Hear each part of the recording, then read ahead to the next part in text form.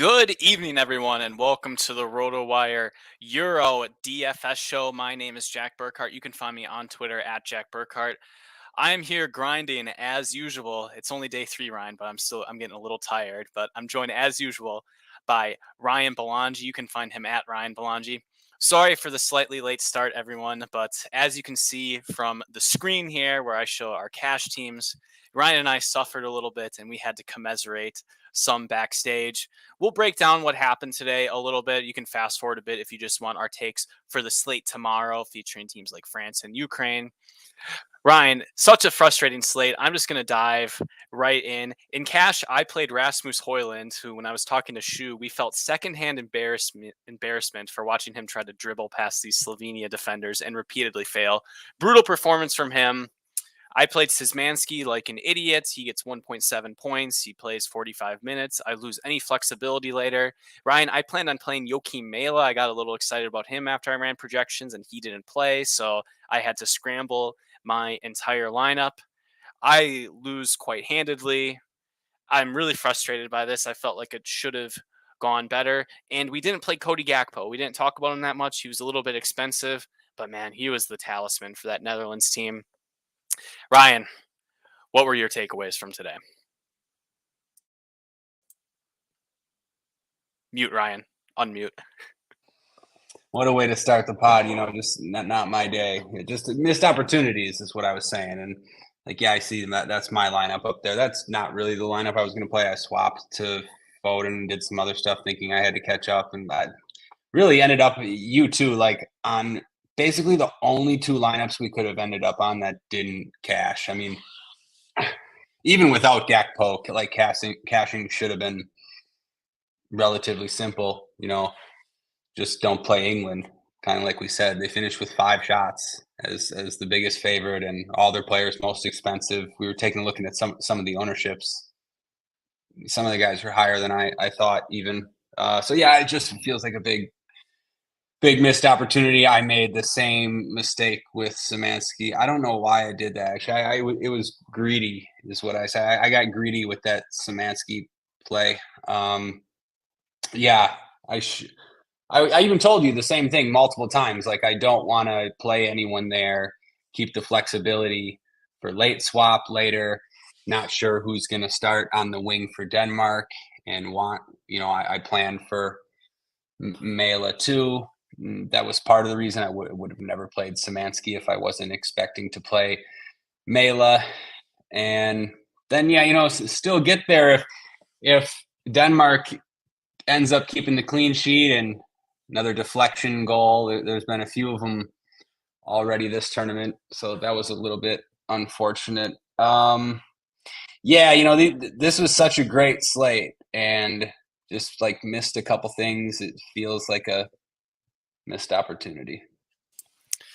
Yeah, it was really frustrating. I kind of hedged myself. I played the late slate. I didn't play much Schmeichel, and in Showdown, I faded Schmeichel. So things ended up working pretty well for me, Ryan. I landed on Janza. That was a machine play, and it seemed like other projection-oriented players got there. Got a lucky. Should have been on Gakpo, though. Sorry. Like you said, we should have been on Gakpo. I always like to think if we're going to run this slate again tomorrow, who are you going to play? And if you watched all 3 of the games today, you're for sure going to play Gakpo, over Depay, over any of the England forwards, over Højlund. I mean, it wasn't like a fluky performance. His goal was a bit fortunate, another deflection goal, but yeah, he was running the show. He looked up for it. You mentioned some of the other guys didn't. Foden didn't. Højlund didn't. Even though Højlund, we were about inches away from a Højlund bailout, which would have been from Christensen. I mean, looked like he had to score, but I don't know. Kicked it right at Oblak. Yeah, it's unfortunate, Jack, because you missed 1 or 2 things, but I don't know. Them's the breaks, Still been a good start to the tournament. Just fun to watch games, sweat games. Just make adjustments from some of the mistakes. Yeah, it has been fun games. We had our first awful game as expected when we saw Serbia's lineup and expected how England were going to play. So that was a real snoozer. But if you're hanging out on RotoWire Discord, you might have had some fun. One of our subs, Udingley, he had a huge sweat for first place. I think he got pipped by Alex Harden, Fear the Turtle 7, who won. So shout out to him. Shout out to you, Udingley, for a nice second place finish. It's a Turtle tough again? 14-day swing. Yeah, Turtle shipped it apparently. He pipped me yesterday in the Spain showdown. I got second and third in that Spain showdown. Of course, Turtle somehow with his crystal ball, captain Danny Carvajal. So heck of a start to the tournament for Turtle. Yeah, that bastard. Maybe for our own good, we need college basketball and college football to get started. um, once more. Yeah, I don't know, Ryan. A lot of variance. I make some small mistakes. I'm paying big prices for them, but for the second round of games, hopefully we'll learn something. You can't win every day as much as I would like to. I don't know. Any other final takeaways from this one? Let's just say it. We're only 6 minutes in. I hate England. Like, I'm sorry for the people across the pond. Like, this is like an unwatchable team. Like, you have one of the best center forwards in the world, two of the best wingers in the world. You got Jude Bellingham. You have Declan Rice. I mean, Trent's a little out of position, but he's a talented player. Good center backs. I mean, Trippier kind of stinks, but I mean, he's fine if that's your worst player on your team. And you have one of the best right backs in the world, and Pickford is fine. And they play awful. I don't know how this team tolerates like no, I don't either. No, I don't either. That was like, I don't even know how to describe it. Like we saw some games like that last tournament. This was like worst case scenario almost, and they still won 1-0. You know, they weren't really troubled too much. You know, the Serbia really didn't have any good chances to score, but still, like England having 5 shots and like no floor points, and also they did that thing where when a team gets a lead, they start to get dominated for periods in the second half and like can't even possess the ball. Like imagine that happening to Spain with a 1-0 lead. Absolutely never. You know, like it's that thing you see it happen. You saw it happen with Arsenal a couple times when they get in those nervous spots late in the season. But that's kind of what it reminded me of. But yeah, just it's awful, honestly. Like you just can't have Southgate as the manager of that team. Like they're just winning in spite of him. But you know, for DFS, like should tell you, no one on England is ever going to be a priority. TAA, he kind of would be, but even him, they're going to rethink him in that role. And even if he starts in that role, he will get subbed like whenever they have a lead because he's not in there to play defense. And he looked pretty tired when he came out. Foden, no floor there, which was disappointing. Kane had 2 touches in the first half. Bellingham is just so good, and because of the way England play, I should have remembered this, but he almost does have a floor a little bit, like higher than the other guys, just because they need him to be special. And he wins tackles, draws fouls, assists shots, takes every kind of shot. He's just like the best player on the field. So got to remember that. And he was cheaper today, so could have got to Bellingham a little bit more maybe. But yeah, England are a nightmare. I agree 100%. And if you looked at the team level stats, and this is the last time I'm going to say it, England, they crossed like compared to teams like Portugal, teams that have floors, just they do not cross from open play despite having a kind of tall striker in Harry Kane who's decent in the air. They don't take shots. They took middle of the road shots in the Euro. And this is comparing to teams like San Marino. Like they were middle of the road. It's just not a good DFS team.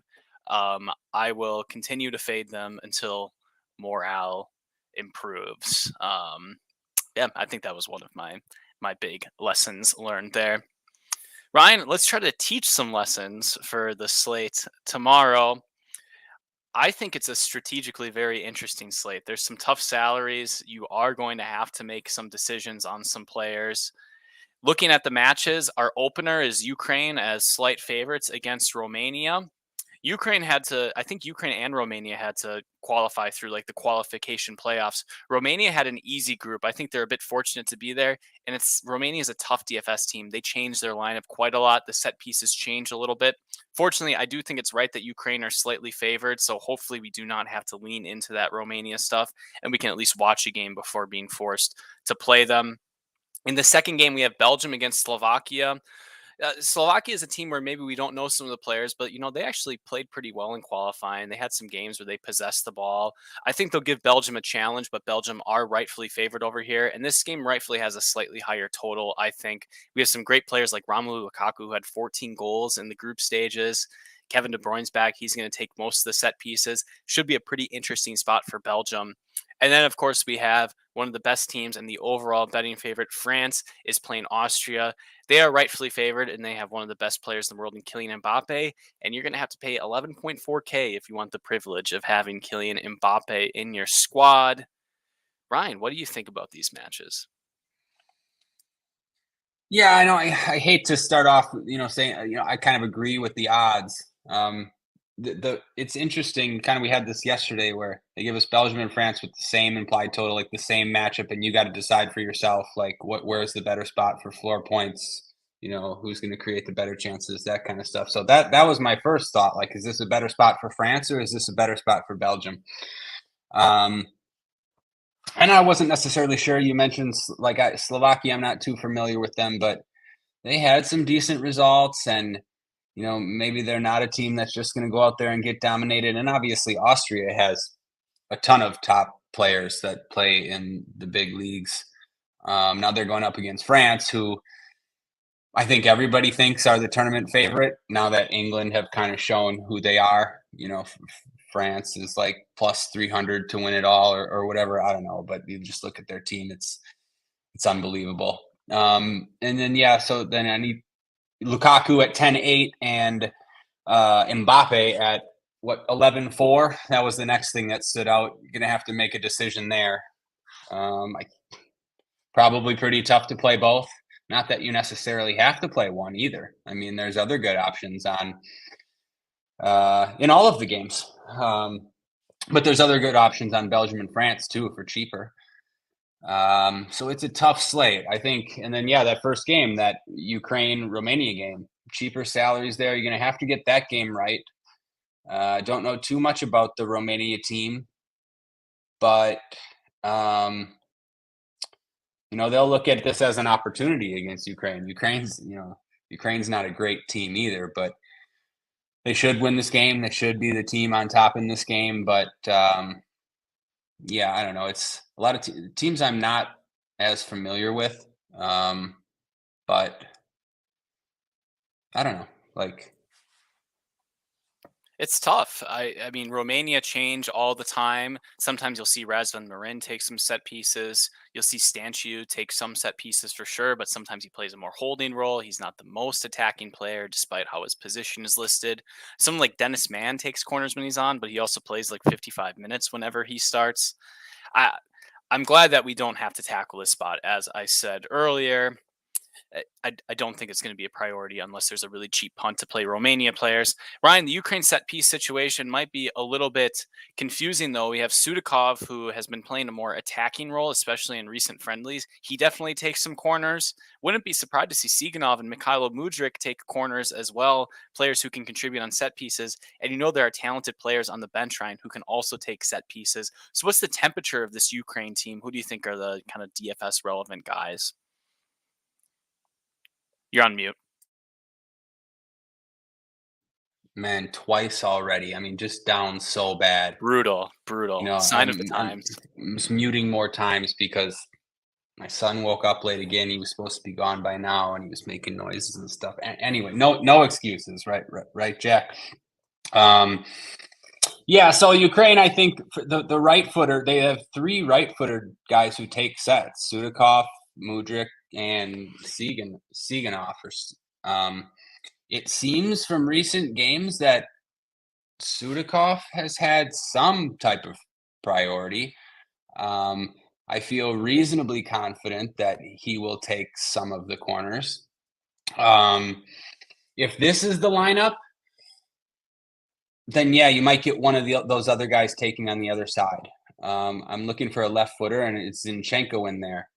I'm not sure if Zinchenko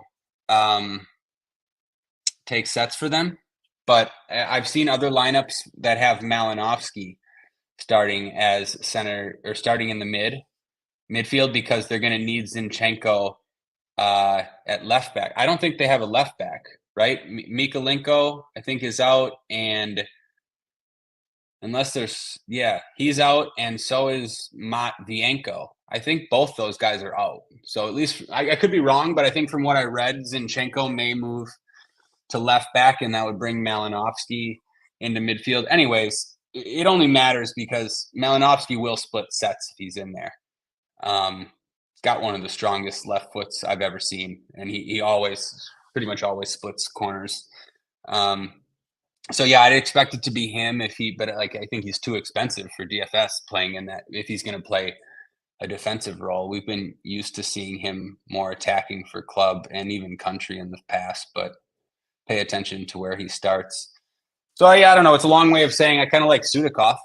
He's cheaper than the rest, and he's been the one that probably is going to take a few corners.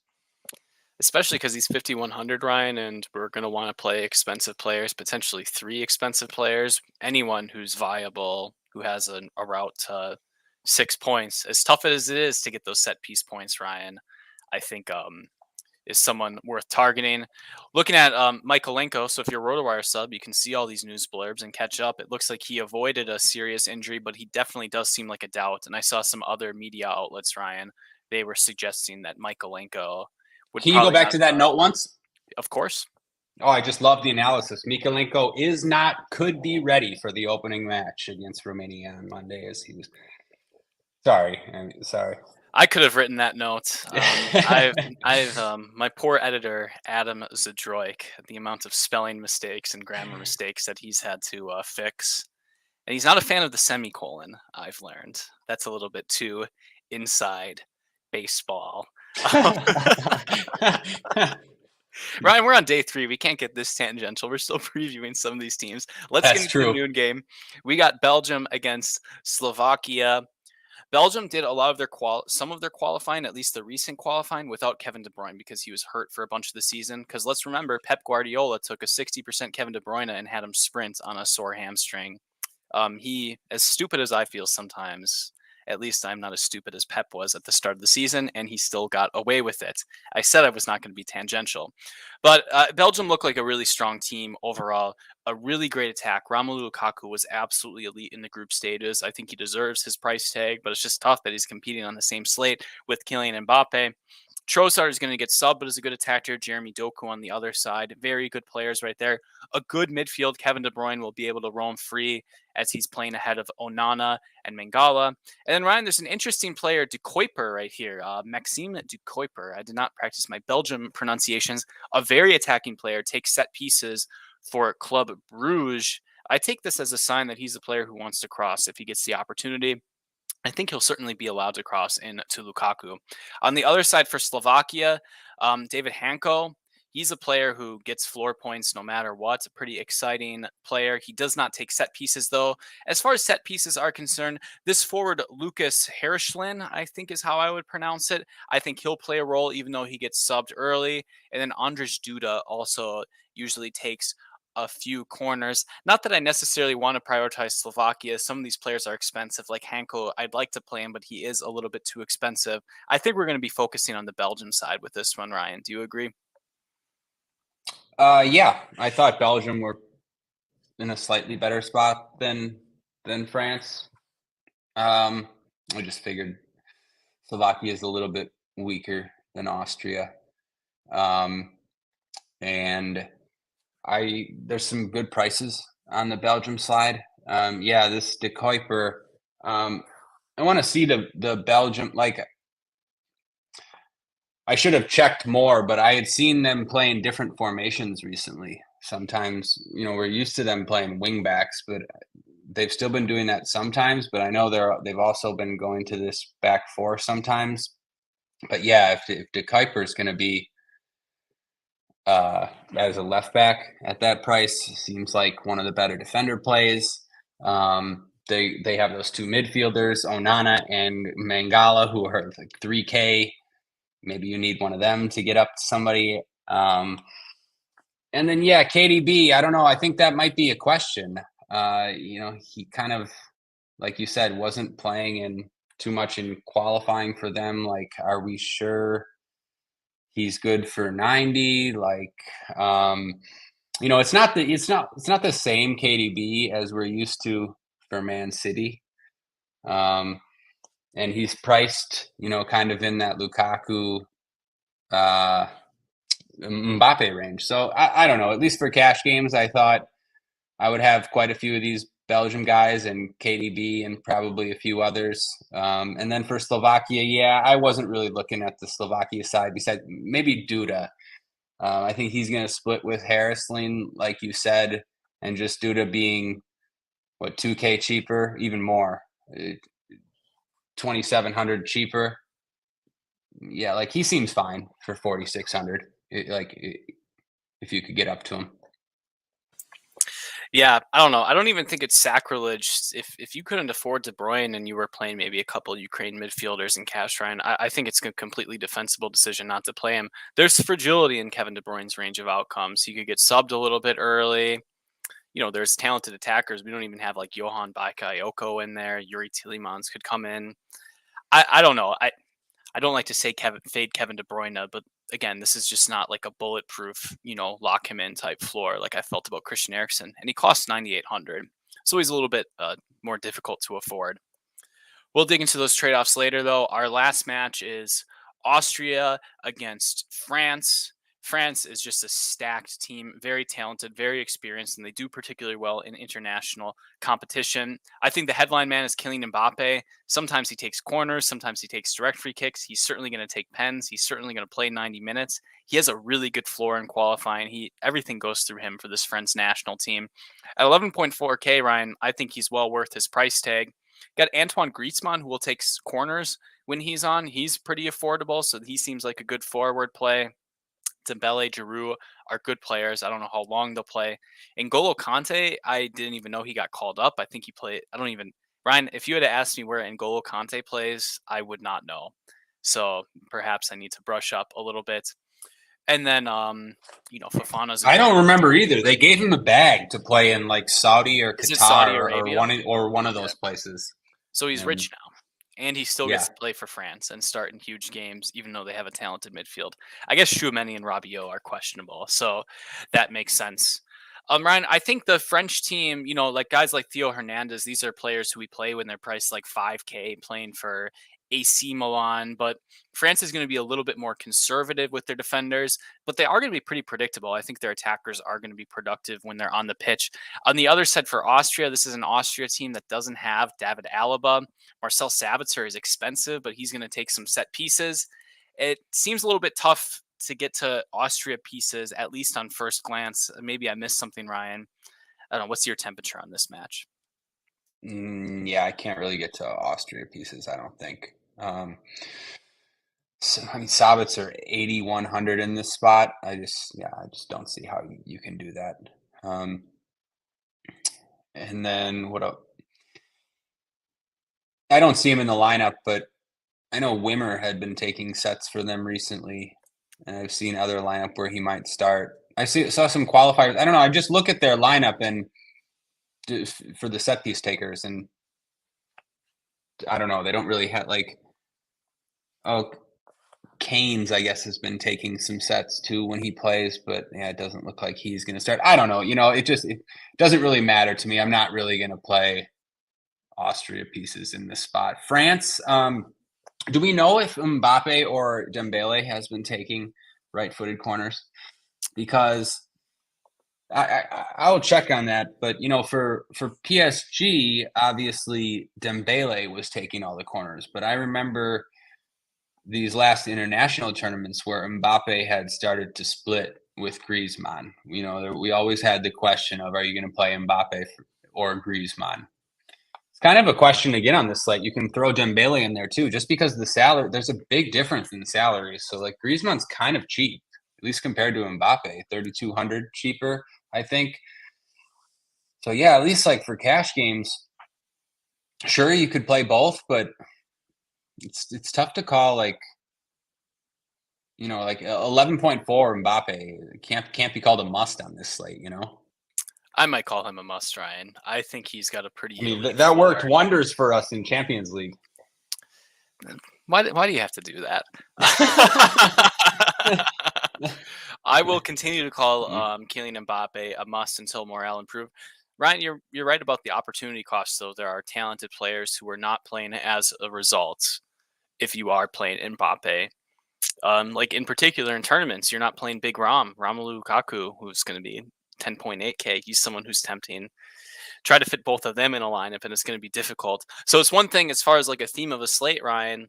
You have to make some decisions on which expensive players you're going to play, and you're just going to have to live with the outcomes.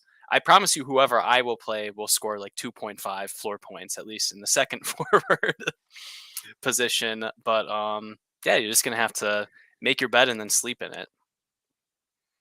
Yeah, it's just one of those slates where you're going to have to make a lot of tough fades and then kind of just pray. Yeah. But overall, looking at the forward position, Ryan kind of teased it well. We got Kylian Mbappe headlining the show at 11.4K. He averaged 10 floor points per 90 minutes, and that's just floor points. Then you add his goal scoring odds, which are, minus 125, fairly high for international play, a player who should take a couple direct free kicks if given the opportunity. I don't know. I do feel like everything goes through him. He's worth his price tag. It's not like he's too expensive and we're just not going to play him, like maybe how I felt about Harry Kane on the previous day. Lukaku is going to be someone who might get subbed maybe at like the 80th minute, a little bit more goal dependent. And then Griezmann is very cheap. I mean, 3,200 cheaper, that's a huge difference. Every time someone's above 8,000, I just assume they're expensive. But 3,200 is the difference between an 8,000 player, Ryan, and a $5,000 player. And Griezmann just seems like someone who's a really strong value in the spot. For cash games, Ryan, I kind of just clicked Griezmann and Mbappe. And by that, I mean the machine seemed to think that they were locked. So that's what I'm touting right now. Seemed like really good plays. You have some flexibility later. Any other forwards stand out to you? Yeah, not too much pushback from me. That's who I ended up on. The only other one I would consider is the only other guy I was considering was Trossard. I guess you could throw Doku in there, but Trossard's the cheapest. Who's the cheapest forward out of these two teams? And it's Trossard. He's been in great form, not only for Arsenal but for Belgium too. Scored some nice goals recently in those friendlies. And if you think it's a better spot for Belgium than it is for France, yeah, I think Trossard's a fine click. I think the others probably you can save money at midfield and defender. Maybe you're going to want to play two forwards from the favorite teams, France or Belgium. This is a Homer Arsenal take if I've ever heard one. I guess my one concern about Trossard is that I do think he's going to be subbed early. I think it's about 70 minutes. More of a tournament play. More of a tournament play for sure. But I didn't just want to say, it's as easy as Mbappe and Griezmann. But I mean, it's not, like people click KDB and then I guess you still could do that. You still can play all of them. So yeah, it probably is just as easy as Mbappe and Griezmann. Yeah, I mean, I'm trying to find ways to big brain off of it in cash. One of the cheaper options on the Romania end, that's Mihaila. I was clicking through FOTMob game logs, and I think maybe I saw him take a corner. He's viable just because he's 5K, I guess, and that would allow you to play Kevin De Bruyne. That would allow you to play maybe a couple mid-range Ukrainian midfielders if you believe in them, like if you want to play Mudryk and Sudakov and still be strong. I don't know. I think I'm trying too hard to make a case for something I don't quite believe in. I feel pretty good about starting with both of the France forwards. And from a strategic point of view, Ryan, if I'm behind, there are late swap options available to me. Like if I have to play Giroud instead of Griezmann, based on how things are going, I feel like I'm probably going to have to late swap. Those types of things are available to me. I don't want to play a 5,000 guy I don't believe in just to save salary randomly. Yeah, that's a good point. I agree. I kind of made that mistake today. Happens to the best of us.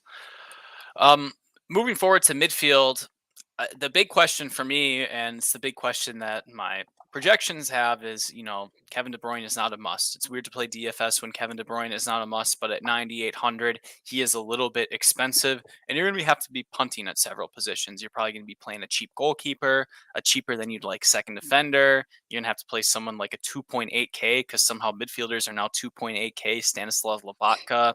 That's the type of range that you're going to be looking at if you play Kevin De Bruyne. But other midfielders are worth playing. I mean, Ryan, you talked about Sudakov, but what do you think about Sudakov along with the other Ukrainian midfielders? There's got to be some decent floor and upside with them. Maybe we worry about the minutes a little bit. I don't know. That's kind of that's the trade-off of the slate, I think. Do you want to play a more balanced lineup where you're probably going to play some of these Ukrainian guys, or are you going to play more of a barbell lineup? Yeah, and it's a tough question. You're going to need a third, though, right? You're going to need Sudakov, another guy, another mid, and then another mid.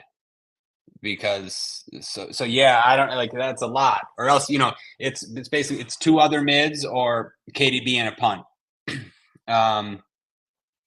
Tough question. I don't know. Yeah, I think those Ukraine guys have pretty good prices on them, sub risks, but they all have upside, and it's a good matchup. So I don't mind that, but I also think it's fine to play KDB. I don't mind some of the punts. Yeah, I wish I had a more definitive answer, but I'm not sure that there is one. I lean De Bruyne, but could be clouded by just how we think of him for Man City. I think my diagnosis of the situation is that it's okay if you play 20 lineups into something and not all of them have Kevin De Bruyne. Like, I think you can explore some possibilities without him. Slightly contrarian, and I think there are some players who could pay off. Yeah. At the same time, go ahead. No. I agree. I love not playing him in tournaments. I was just strictly talking about cash games, or if you're going to make one lineup, like what do you do? But yeah, I'll have 20 or more lineups in the main tournament, and there's no way I'm locking KDB. Yeah, I agree. I mean, my top optimal lineup I showed you backstage, it featured 3 Ukrainian midfielders, and it was a balanced lineup. And I don't mind that lineup, especially in a GPP if you're looking for an outlier game outcome. Let's just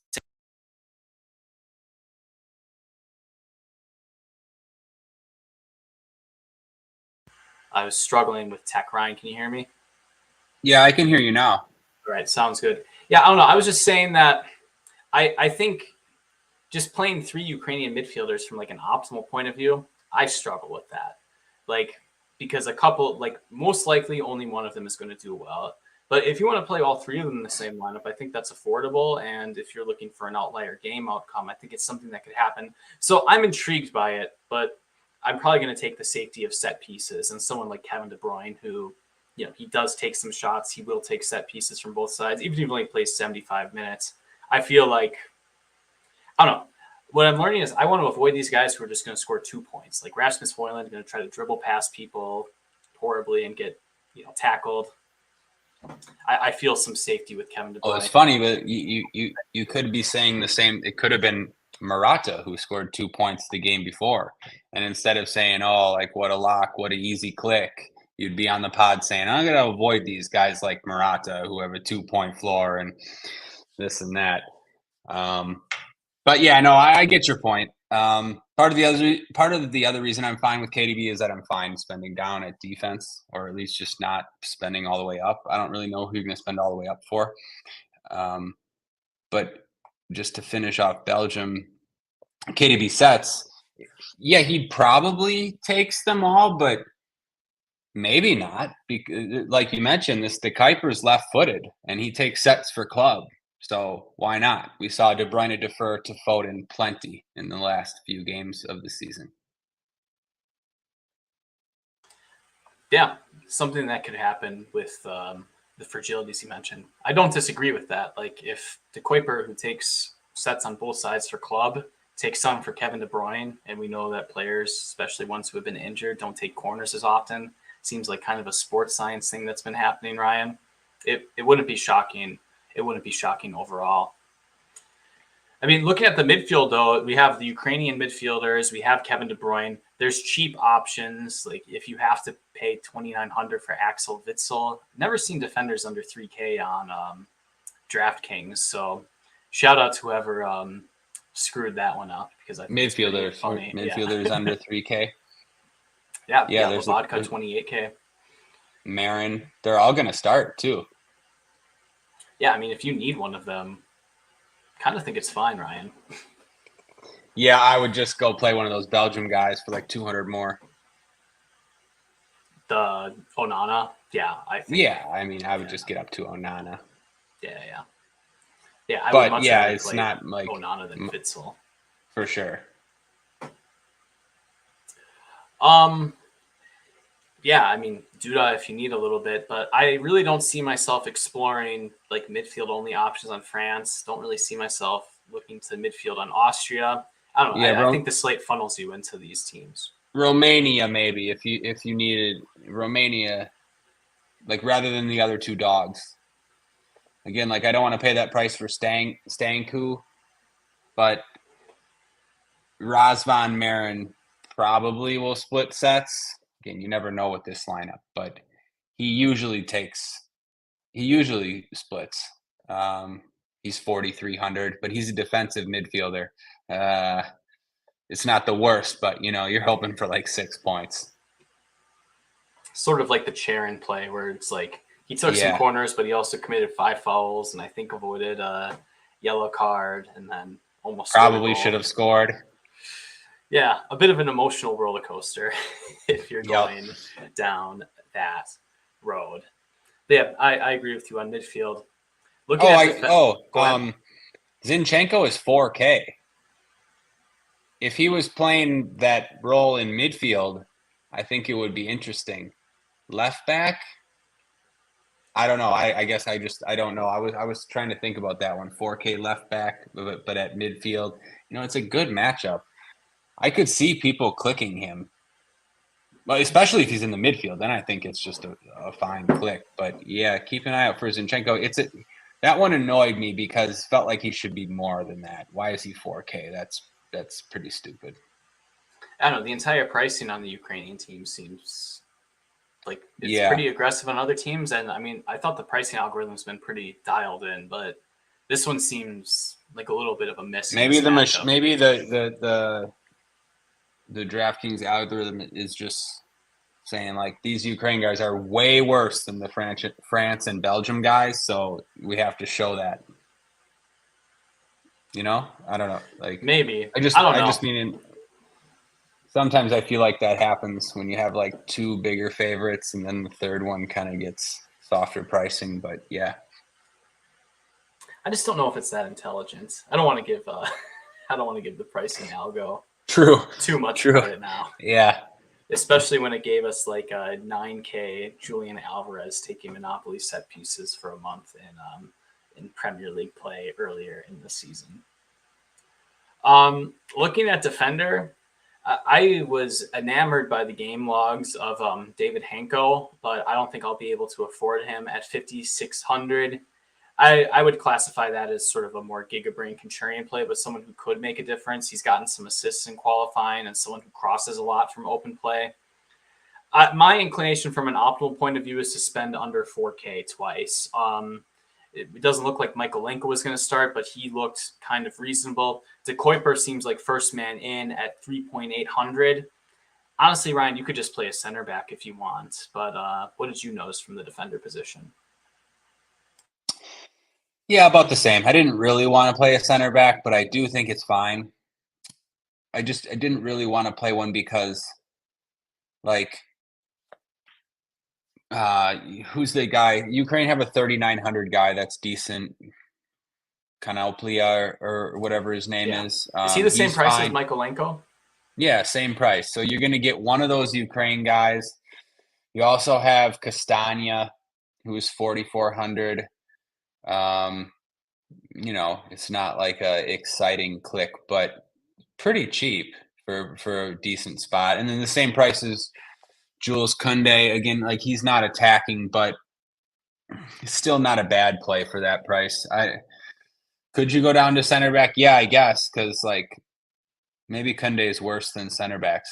He is sometimes at least. But yeah, I don't know. I found myself wanting to play. I was going to play Goalkeeper and then with either Castagna or one of the Ukraine fullbacks.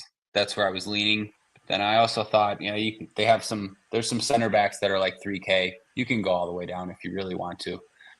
Zabarny I saw was 2,900, I think. Yeah, 2,900.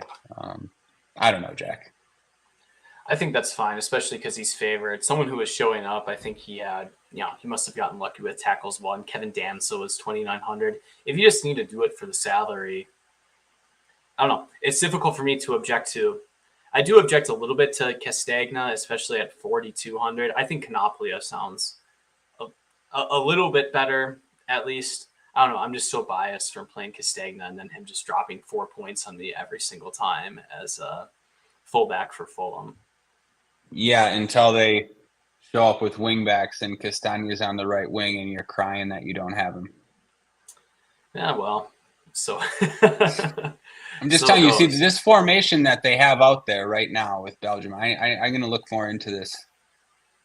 But like the game will start, and at least it used to be that would be a back three with Castagna on the right wing, Doku on the left wing, and then like KDB in the hole with Trossard and Lukaku up top or something like that. Or Trossard. Trossard has played wing back plenty of times.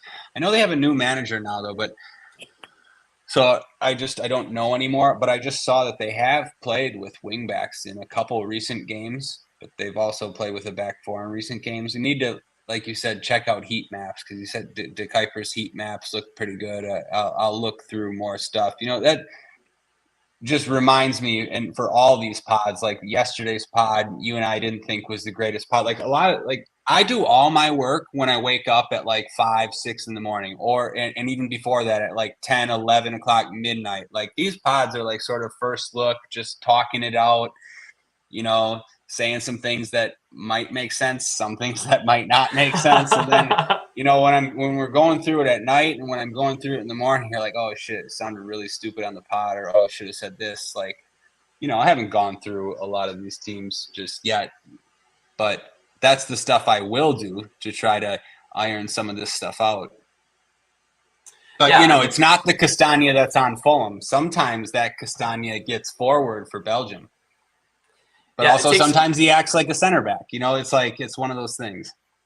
It takes some time to get dialed in, but I'm just looking at the Belgian lineup, and functionally this could be like a 4-3-3 or a 4-2-3-1. But Orel Mangala, he's played it almost as like when Nottingham Forest have had the ball, he's someone who's dropped back, and then you've had their fullbacks who are allowed to bomb up, like when Nottingham Forest had Harry Toffolo going up. So it does seem like when you have that's a good Mangala, point. There's attacking license that's available to someone like Castagna. Yeah, and in a matchup, in the softer matchups too, you'd figure that there will be a little bit more attacking.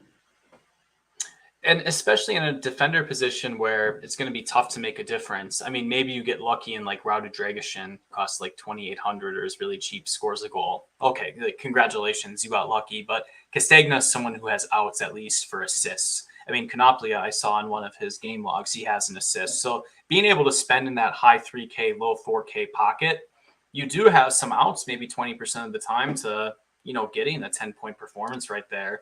And that can make all the difference in the world when set piece splitters are scoring 2 points, especially when I play them in cash, Ryan. I don't know. I think all around these are really strong points. Yeah. Belgium have Lukaku, which is like it's a little bit different. We've seen Castagna assist to Lukaku. It's a guy to cross to, it's a guy to pass to, it's a target man. Like, yeah, I agree. I guess one thing that I don't know if this makes sense, Ryan, but like you have Trossard and Doku who are kind of like out and out wingers to me. It almost makes fullbacks seem a little bit redundant. Ozzy is saying in the chat that De Kuiper, he kind of looked a little underwhelming, albeit in a friendly. It could be too many cooks in the kitchen at the same time if we want to look at the other end of the range of outcomes. It could be. Yeah, that's what Like I wish I don't have more to say. Like I just don't know. I haven't watched this Belgium team recently. That's the type of thing that if you do know, you're probably going to print Right, tomorrow exactly. This is overall. one of those, like, this always happens in these first games with these teams. When you watch, you're like, oh shit, I should have known that, or oh, if I only I would have known that, it would have made all the difference. Then also, you can, if you don't, you see it and you adjust. But yeah, hopefully you guess right. Yeah. And if in doubt, fade me. Let's go to goalkeeper Ryan. I think this is actually more of a spend down slate just because we have players who you need the extra 1,500 that jumps from like the low price goalkeepers to the high price goalkeepers. We haven't really seen. I mean, goalkeepers have made a difference in international play, but it's tough to find a floor from any of these low priced goalkeepers. I guess it's two questions. Do you agree that you're probably spending down at the goalkeeper position in this one? And do you have a slight preference for who might have a little bit more save upside in them? Yeah, I do agree. I could maybe get up to Lunin in some spots. At least that's what I was trying to do. I couldn't quite get up to the other guys, but I could make it to Lunin. I thought that was fine for tournaments. Out of those two cheap guys, I prefer the Austria keeper. I think France have guys that are going to take more savable shots. Like Mbappe is going to rip shots whenever he can, even Griezmann, like longer ones. And then like Lukaku, he's someone that I don't know. Like he's the one that doesn't. He scores with his chances because they're point blank headers or tap ins or stuff like that. A lot. I don't know. And maybe it's just like a narrative that's in my head, but obviously, KDB will take plenty of long shots. So there's that too. But I just feel like France have more of like sort of the shoot on sight guys that that aren't going to have as much xG on their shots as some of Lukaku's. I think I agree overall. If I have the extra 300, it would be nice to get this Romania goalkeeper, especially in GPPs. I just don't know if Romania are going to be like a dominant team in the spot. Feels like Romania have a maybe slightly. I mean, Romania playing the Romania, like playing. Sorry, I keep interrupting you on this pod, but yeah, I think that's fine too. But you always see these spots, and like it feels like playing Gulashi on the first slate. Like and not only do they, I don't know. I tend to not like those spots as much unless you really think the team like can win. And sure, Romania can, but like, I don't know. Because I feel like they're gonna face less shots, but they're still like just as likely to get scored on. Whereas like you know what I'm saying? Kind of think of it as like a Prem or Champions League slate. Do you want to play like the 4,200 guy or the 4,300 guy? Like get up to him, or no, like I just always go down go to to the cheapest one. right? Who's gonna face like 25 shots? I know that doesn't happen in international, but I do see your point. But it feels like playing Gulashi from the first slate. Yeah, and you're looking at the difference. I'm like, well, do I really believe that Romania are only 7% better to win? Like that feels really thin, and Ukraine just don't quite have as strong win odds or quite as strong an implied goal total. But I mean, we've seen spots, Ryan, where a team will score a goal, and there's just no piling it on in the international play. So you definitely do want routes to win or some type of talent disadvantage because I could see Belgium piling it on, France maybe a little bit more. So I think that's a sharp point. I agree with it. I don't want to poo-poo an extra 7% win chance. So like, it's fine. Obviously, Romania are going to win more often than Austria and Slovakia, like quite a bit more often. So it's fine. But yeah, normally I'll just try to go for saves instead. I mean, looking at the odds, like it looks like there's a lot of 1-1 outcomes in that game because the draw odds are a little bit higher. And you don't get points for draws, Ryan. So maybe that just says spend up for France or Belgium or just look down. That could be one reasonable takeaway. Yeah, I see. Yeah, it could be. And I see the comment in there from RotoWire, fade France print. This slate, it's not the same, but it has like a little bit of the today's slate where England was in the final game, just fade England. France in the final game, just fade France. Now, obviously, like France are better than England, but we've seen France disappoint plenty of times at every single major tournament. The last one too, and France has 1-0 games in them against Austria, against any of these type of teams. So for sure, that's a fine strategy, I think. I very much remember even a month ago talking about how I hate watching France play, and they make games rather boring. France has quite a lot of England type of games. Yeah, they do. They're just lucky that they have like an Mbappe that makes it like a little bit more watchable, and some other guys. Yeah. Yeah, absolutely. And I don't think Belgium have Roberto Martinez, who is a bit of he's not at Belgium anymore, right? Isn't he the Portuguese manager now? Yeah. So that does help. Well, that helps like the traumatic downside of some of these matches when Martinez is not your manager necessarily. I don't know, Ryan. Got any more final takes for the people here? I feel like we had some good ones. A lot of opinions today, which is good. Yeah, that's good. No, I think we covered it. At least as much as I can. Like I don't know as much as I would like to about some of these teams, but I'll try to learn more tonight and in the morning and when we watch the games. At the same time, I'd like to meet the person who knows an awful lot about the fantasy implications of the Romania-Ukraine matchup, right? Like you look at it's a very difficult task, right? You look at all the interactions between all these European teams in qualifying, but it's like college football where teams are mostly playing in conferences and groups, and who cares about the friendlies? We don't have data on them, and those games are just not taken as seriously necessarily. There's just a lot of uncertainty. You're going to have to wing it a little bit. I mean, I think that's just true. The reality. I think that's the reality. I mean, you see it in the odds all the time. You see the odds on some of these games, and then you see what happens when they start, and you're like, oh, they shouldn't. Yeah. So I think that you can't really know sometimes. You can't really know. What you can really know is that a RotoWire Soccer DFS subscription is incredibly valuable for you. Like I said, we have a first place winner and a second place winner. The trend would mean that's third place, but maybe we can turn it around, 10K to first place, get another sub up there in the podium. That would feel really good. So if you're not a sub already, please, rotowire.com/soccer trial and become a member. 2-day free trial. You can try us out. You just try us out for the first month of Euros, and then I promise that you probably want to stay with us for Premier League and Champions League later. If you're not in the Discord, it's popinrotowire.com/chat. If you enjoy these videos, please hit the like button, share on Twitter or something, leave a comment. All of this stuff helps us out. And thank you, everyone, for joining us, especially Bear, Ozzy, and CAI. I think it's Charlie. I forget. I never quite zoom in on there. We appreciate all of you hanging out with us. Good luck in your contest tomorrow. And we will see you at 5:30 yet again as the grind continues in Euros. But on behalf of myself and Ryan, good luck. Thanks, Jack. Good luck, everybody.